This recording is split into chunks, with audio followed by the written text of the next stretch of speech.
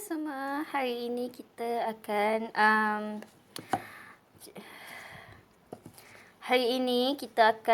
gunakan herbs, iaitu ganja, kucing, catnip. Jadi kita test reaksi daripada kucing bagaimana. So bau dia adalah seperti macam bau tea sikit. So kita tengok reaksi dia. Asal.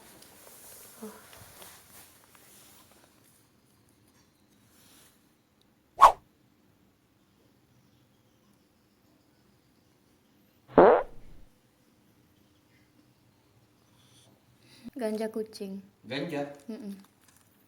Dia makan ke? Bila dia aku nak esok apa? Mana dah? Esok ganja.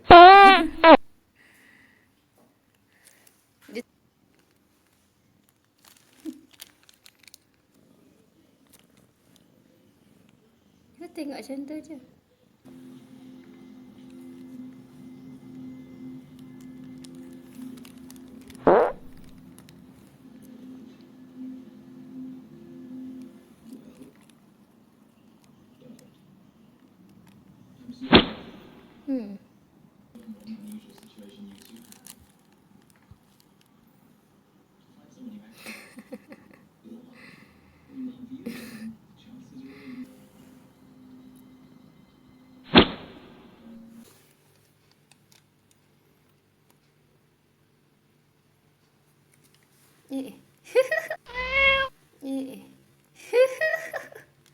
What?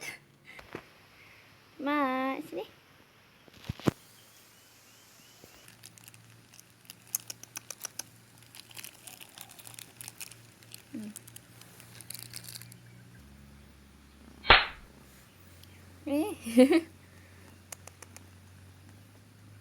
Jangan bau.